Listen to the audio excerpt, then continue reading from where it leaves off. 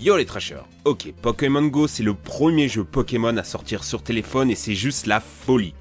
2 jours que j'y joue et j'ai déjà croisé des dizaines de joueurs les yeux rivés sur leur téléphone à la recherche de Pokémon dans Paris. Le principe est simple, tu dois te balader dans la vraie vie, capturer et combattre de nouveaux Pokémon tout en découvrant les secrets de ta ville. Par exemple à la Tour Eiffel, il y a une arène. À la jolie plaque commémorative en bas de chez moi, un Pokéstop.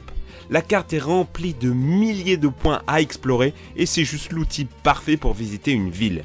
Bref, ça cartonne et la presse en parle presque tous les jours.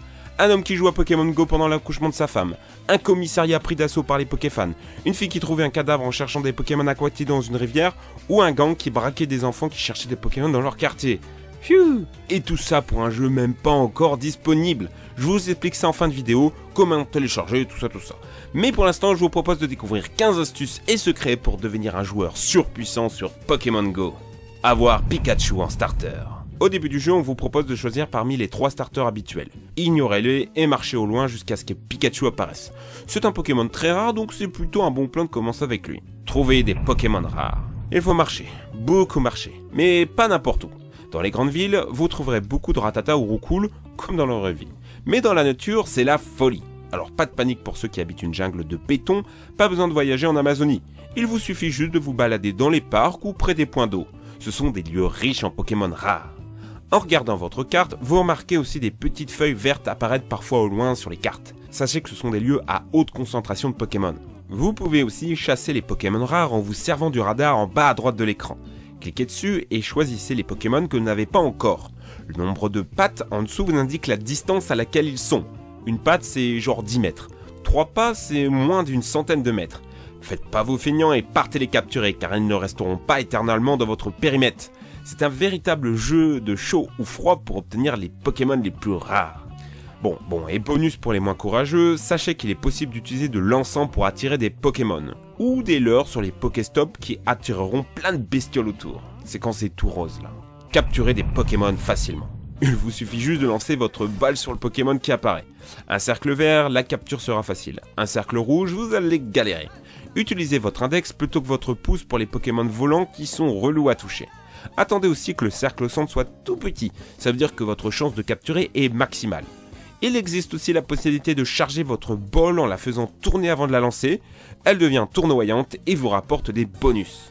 Sachez qu'il existe aussi des objets pour vous faciliter la capture. Les baies Frambi, Amadou la bestiole et les Super Balls et Hyper Balls sont débloquables à partir du niveau 10 pour maximiser vos chances. Avoir les Pokémon les plus forts. Il n'y a pas de statistiques dans Pokémon Go, mis à part les points de capacité qui indiquent à peu près la force du Pokémon. Celle-ci peut augmenter avec des poussières d'étoiles. Mais faites gaffe aux Pokémon que vous choisissez de faire grimper de niveau. Privilégiez les Pokémon XL sur le poids et la taille. C'est indiqué par une petite icône verte à côté. Ils semblent plus forts. Faites aussi attention aux sets d'attaque. Il y en a 2 mais on ne peut pas les changer.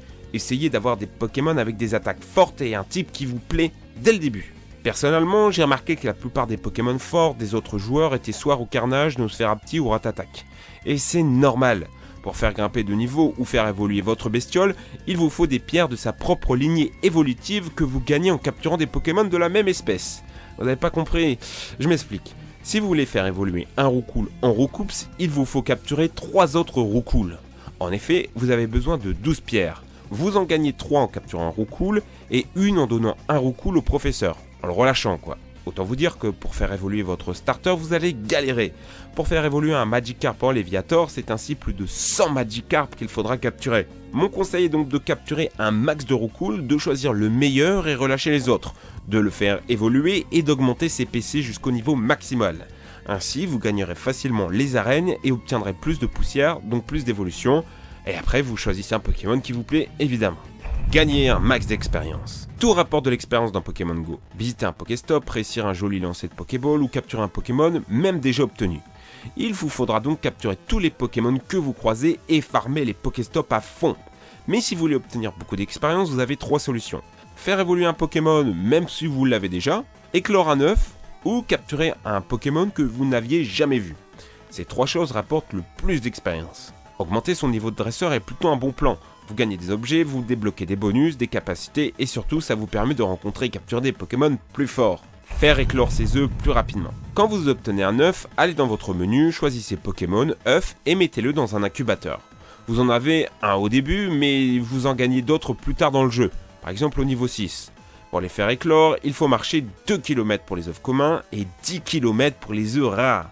Je vous conseille plutôt de faire éclore ces derniers car il y a de sacrées belles bestioles à choper. L'astuce pour maximiser son nombre de kilomètres, c'est de prendre le bus ou le tramway. C'est un peu de la triche, mais en tout cas c'est très efficace et vous trouverez aussi plein de Pokémon. Comment obtenir un max d'objets? Vivre dans une grande ville avec plein de monuments est un sacré avantage. Il y a des Pokéstops partout. Pour info, sachez que les Pokéstops se régénèrent toutes les 5 minutes. Bon, par contre, niveau objet, on n'est pas très gâté. Il ne semble pas avoir d'objets ultra rares mis à part les œufs. Conquérir un max d'arènes. Quand vous passez au niveau 5, vous pouvez affronter les arènes. Vous allez devoir choisir votre clan, les jaunes, les bleus et les rouges. Est-ce que ça change quelque chose? Pas tellement. L'idée c'est plutôt de conquérir des arènes et de les colorer à la couleur de votre clan. Mais en vrai, on sait tous que votre but sera de devenir le plus fort en solo. Cependant, vu que 90% des joueurs prennent rouge, je vous conseille de choisir bleu. Au moins vos combats d'arène seront plus palpitants. Quand vous gagnez une arène, vous pouvez placer un Pokémon pour la défendre. N'hésitez pas à mettre un Pokémon de bon niveau pour la garder sous votre contrôle. Car contrôler une arène, c'est rentable. On y récolte des pièces et des poussières d'étoiles tous les jours. En gérant 10 arènes, vous pourrez gagner jusqu'à 100 pièces et 5000 poussières d'étoiles par jour. Il vous suffit de cliquer sur le bouclier en haut à droite dans la boutique. Gagnez les combats facilement. Les Pokémon s'attaquent automatiquement, mais vous avez des stratégies. Vous pouvez taper avec le doigt sur le Pokémon adverse pour attaquer plus vite, ou attendre que votre barre se recharge et sortir une grosse attaque.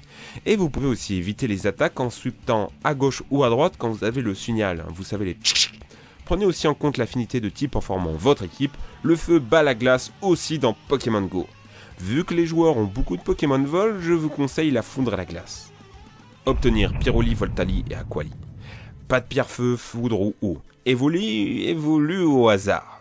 Ceci dit, certains joueurs ont remarqué que ça dépendait plutôt des attaques de base. Évoli avec plaquage deviendrait Voltali, avec tunnel ce serait Pyroli, et avec météore ça donnerait Aquali. Mais c'est pas confirmé. Économiser la batterie. Ok, Pokémon Go bouffe ta batterie, mais il y a des solutions. Clique sur la Pokéball, va dans les options en haut à droite et coche économiseur d'énergie. Enlève les bruitages et les musiques. Je te conseille aussi sur ton téléphone de baisser la luminosité à fond, éteindre le Wi-Fi si tu es dans la rue et retirer le Bluetooth aussi. La meilleure solution reste cependant de se balader avec un chargeur iPhone supplémentaire. Ça permet de tenir des heures et ce n'est pas très cher. Personnellement, j'utilise celui-ci. Pas cher, efficace. Je vous laisse un lien dans la description. Il y a de quoi jouer des heures dans la rue et ça me paraît indispensable. Comment se connecter à tous les coups? Les serveurs saturent et souvent votre jeu se bloque pendant le chargement. Pas de panique, vous n'êtes pas banni, rien. Relancez juste l'application. Pareil au moment de vous inscrire. Oubliez le club Pokémon, c'est saturé. Préférez la connexion Google. Mais dans ces cas, faites attention à utiliser un compte sans double validation ou un mot de passe trop relou, car on vous le redemandera assez souvent. Comment hacker le jeu? Des petits malins ont déjà trouvé des techniques pour hacker Pokémon Go. Pas les Pokémon capturés car c'est vérifié depuis leur serveur, mais en simulant le GPS de leur téléphone. Ainsi, ils peuvent se déplacer sur la carte sans marcher. Bon, par contre, on vous le déconseille car si vous faites choper, vous êtes banni à vie. Bien joué à Pokémon Go. Jouer à Pokémon n'est pas sans risque. Découvrir des cadavres, se faire raqueter, les insolations solaires, les crottes de chiens ou les accidents avec des voitures. C'est le lot et la dure vie d'un joueur de Pokémon Go. Levez les yeux au ciel, pas besoin de rester rivé sur votre téléphone. Une vibration vous avertit quand un Pokémon apparaît. Pour vos parties de chasse, prévoyez de bonnes chaussures, une bouteille d'eau, un bon forfait 4G et une recharge de batterie, ainsi qu'une chaînette de smartphone, histoire de ne pas vous faire voler votre portable à l'arrache. Paris, ville de tous les dangers. Rencontrez d'autres joueurs. Bon, maintenant que vous êtes prêts, je vous invite à rejoindre une communauté de chasseurs de Pokémon. Il y en a plein sur Facebook. Je vous conseille celle de Neocan, le lien est dans la description. Ils organisent d'ailleurs le 14 juillet une rencontre Pokémon Go et j'y serai personnellement pour capturer un max de Pokémon rares et conquérir les arènes. Pensez aussi à passer sur le mini-site Pokémon Go du site Pokémon Trash. On est en train de vous préparer un guide ultra complet qui répondra à toutes vos questions. Comment installer Pokémon Go? Ok, tout ceci vous a donné envie de vous lancer dans Pokémon Go sur votre iPhone ou Android? RIP Windows Phone? Mauvaise nouvelle, il n'est pas encore disponible sur les stores français. La faute au serveur saturé dans le monde. Mais pas de panique, vous pouvez quand même jouer dans votre pays. Allez voir dans la description, j'ai écrit un article sur Pokémon Trash. C'est simple et sécurisé. Bonne installation, bon jeu, racontez-moi vos anecdotes Pokémon Go en commentaire et n'hésitez pas à m'envoyer vos captures d'écran rigolotes de Pokémon Go sur le hashtag Twitter Pokémon Go Wrong. J'ai hâte de lire ça. D'ici là les amis, je retourne dehors. Merci à tous, ciao!